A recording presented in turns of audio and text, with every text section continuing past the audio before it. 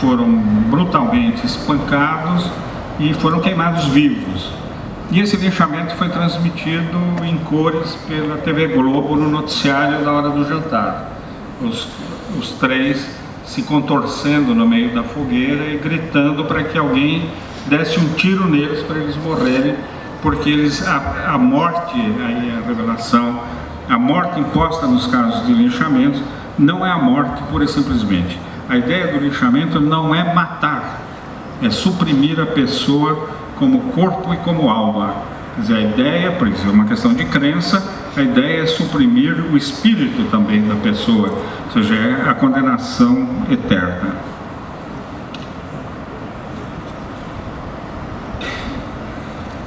Um detalhe interessante a propósito de pobre ou não pobre é que há linchamentos ocorridos em favelas. Os linchamentos ocorridos em favelas, que é linchamento de favelados, por favelados, são mais violentos do que os linchamentos ocorridos em outras circunstâncias, mesmo que o linchado na outra circunstância seja o favelado. E outra coisa que se nota, se o sujeito é preso, acusado de crime como estupro é um crime intolerável. Estupro de criança, então, é praticamente certo que o estuprador será linchado. Colocado na cadeia, os presos acabam linchando o estuprador. Eles não querem ser confundidos com esse tipo de... Eles dizem, isso é crime, isso é crime, o que nós fazemos é outra coisa, né?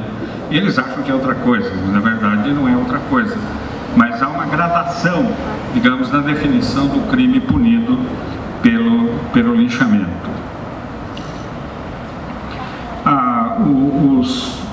Um outro dado que ajuda a entender o linchamento como contestação da justiça institucional é o fato de que tem ocorrido linchamentos dentro do fórum, na hora em que alguém é acusado de um crime desses está sendo julgado. A população invade, não é muito frequente, mas tem acontecido, invade, sequestra o réu, já é réu, e o lincha na rua, liquidado na rua. Muitas vezes atacam a cadeia e levam para a rua e matam na rua. O conflito entre o institucional e a justiça da multidão aparece em muitos casos muito claramente. O caso mais emblemático, que é um caso que eu também fui estudar no local, quer dizer, eu fiz um estudo de caso sobre ele, ocorreu em Santa Catarina há alguns anos, numa festa de roça. O lugar, esse município tem duas grandes comunidades, uma de descendentes de alemães, outra de descendentes de italianos, que nos bairros rurais estão agrupados pela origem, vamos dizer, italianos em bairros determinados e alemães no outro. Num desses bairros, numa festa, num baile, a rapaziada dançando, etc., vai um dos rapazes, esfaqueia o outro e mata. Briga por causa de moça, namorada, aquela coisa toda, ciúme, isso aí. Esfaqueia, mata, ele é preso. E num outro bairro, no bairro dos italianos aconteceu, no bairro dos alemães aconteceu, uma coisa mais ou menos parecida, com uma diferença de um mês entre um caso e outro. Os dois estão presos na cadeia, no município do oeste de Santa Catarina, e numa nova festa de roça, sem se conversarem, os dois grupos, digamos, étnicos, simplesmente para diferenciar, no andamento da festa, começam a falar do ausente, quer dizer, do fulano, parente deles que não estava lá porque tinha sido assassinado, e o outro lá também não estava lá porque tinha sido assassinado. E decidem ir à cadeia, pegar o preso e linchar. Não havia como para eles aceitar aquilo. Era o único jeito de saciar o ódio produzido pelo assassinato. Aí eles acabam combinando, um grupo combina com o outro, e eles vão num domingo à cidadezinha, com um trator eles derrubam o transformador de energia elétrica, põem a cidade no escuro, invadem a cadeia, um grupo invade primeiro, para que cada um queria pegar o seu candidato ao linchamento. Então um grupo entra na escuridão, aquela gritaria, aquela coisa toda, verificam o preso deles não estava lá, porque o delegado de polícia achou que um dos presos ia ser linchado e removeu para outra cidade. Justamente removeu o preso que esses aí estavam procurando. Então eles saem, vão para o outro grupo e dizem: o nosso não está lá, mas o de vocês está. Então eles entram, o outro grupo entra, agarra o fulano,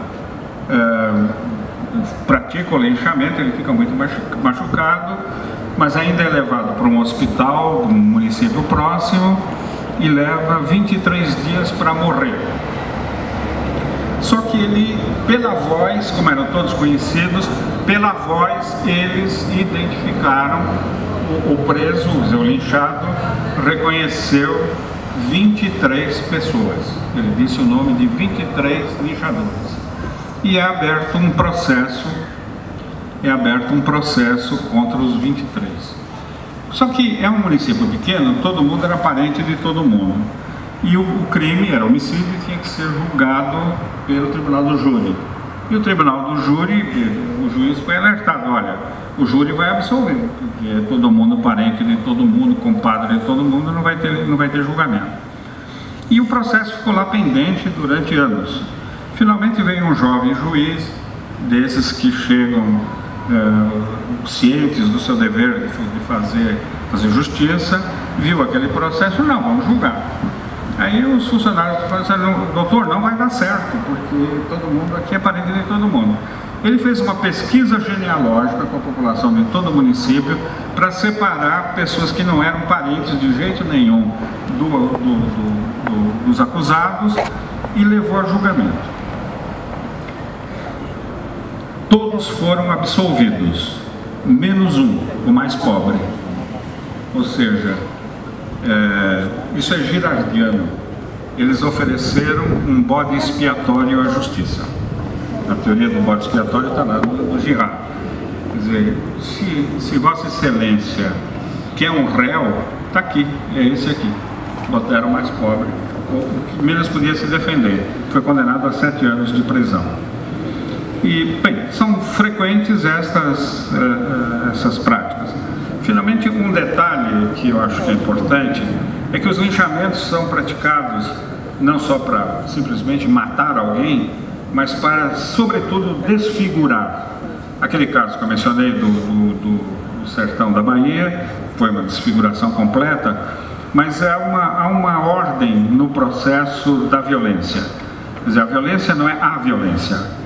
Ela é uma violência regulada, regrada, cheia de detalhes.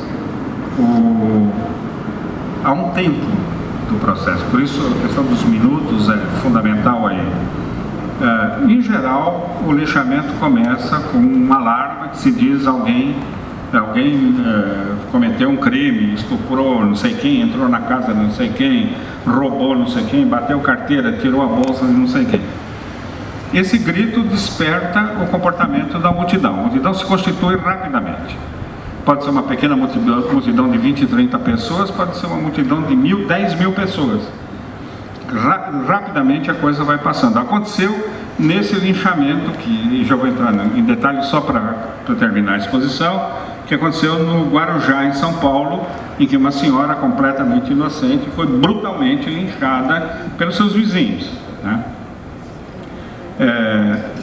Dado o alarme, a multidão primeiro corre atrás, depois atira pedras, depois já com paus e cacetes na mão vai em cima do fulano. Aí é paulada, e em geral é paulada na cabeça, no rosto. Os linchados quase sempre têm o rosto totalmente desfigurado. Não é incomum que alguém arranque os olhos do linchado, ainda vivo.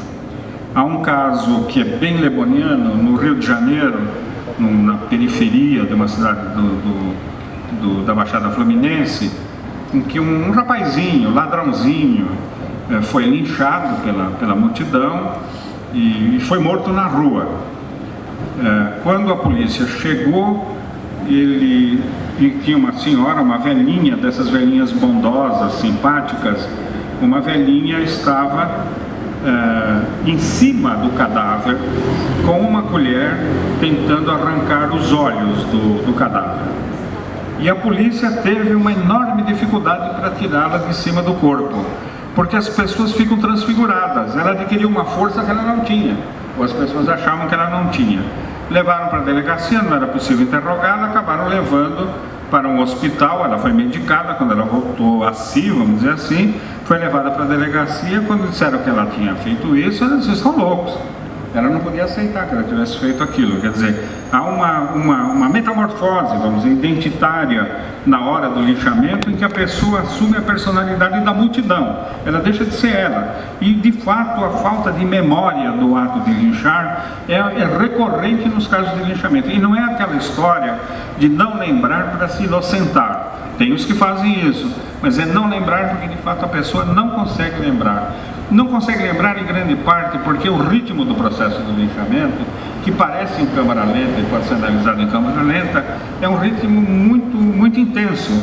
De 5 a 10 minutos o rito todo é cumprido e a pessoa está morta. Uma característica importante de se mencionar é que mais ou menos 50% das pessoas que podem ser linchadas ou estão sendo objeto de perseguição são salvas, e são salvas pela polícia. 90% dos casos de salvamento de pessoas vítimas de linchamento ou tentativa de linchamento, se dá porque a polícia chega em tempo, corre risco, porque não se deve interferir em processo de linchamento. O caso é chamar a polícia, porque a multidão alucinada, ela ataca quem interfere. Há vários casos de pessoas que tentaram interferir para proteger o linchado, as pessoas são linchadas juntas, né? Junto com a pessoa que está sendo linchada. Então, o papel da polícia tem sido muito importante, porque ela consegue salvar a pessoa, levar para a delegacia e viabilizar aquilo que é a justiça institucional, que é o processo, a investigação, o processo e o julgamento da pessoa que foi perseguida. Esse é o quadro, no fim das contas, dessa modalidade de violência. É uma violência, através, como eu disse, através da qual a sociedade se defende, a sociedade, digamos, reconstitui o tecido rompido por um ato violento inaceitável. Há crimes inaceitáveis que a população acha que não devem ser julgados pelos tribunais oficiais e institucionais, porque os tribunais lidam com brandura, vamos dizer assim, em relação a certos crimes. O caso do estupro de criança, não há nada que a justiça possa fazer para dar ao estuprador a pena que corresponda ao ódio que a população desenvolve em relação a um caso desse tipo.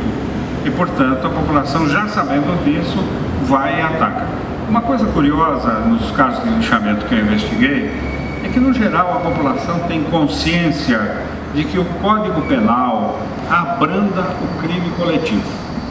Então, muita gente acha que isso, quer dizer, se houve um concurso de várias pessoas, a pena não é a mesma pena que se aplica a um criminoso individual. É uma pena abrandada, né? Então muita gente acha que a lei diz que elas podem linchar. É comum isso, nos lugares de populações mais simples, menos informadas, vamos dizer assim, que são, no entanto, informadas por essa dimensão. Esse é o quadro, vamos dizer, do que eu poderia dizer sobre este tema, né? Eu penso que temas como esse sugerem que nós repensemos algumas orientações da sociologia, que foi pensada para uma época em que essas coisas não aconteciam desse modo, nem com essa intensidade, e certamente a sociologia brasileira está historicamente longe desse tipo de violência faz muito tempo, e eu acho que o esforço que tem sido feito em relação a isso é no sentido de criminalizar o linchador, quando o linchador se acha não só inocente, mas no direito de linchar. Eu não estou advogando nem em favor de uma coisa nem de outra, nem estou dizendo que o linchador tem razão, nem estou dizendo que os que acham que ele não tem razão, têm razão. Simplesmente estou dizendo que existe aí um problema social que não está sendo investigado com aparato teórico interpretativo apropriado, o que para os sociólogos é um desafio muito sério, porque implica em inovar interpretativamente em relação a essa questão. Obrigado.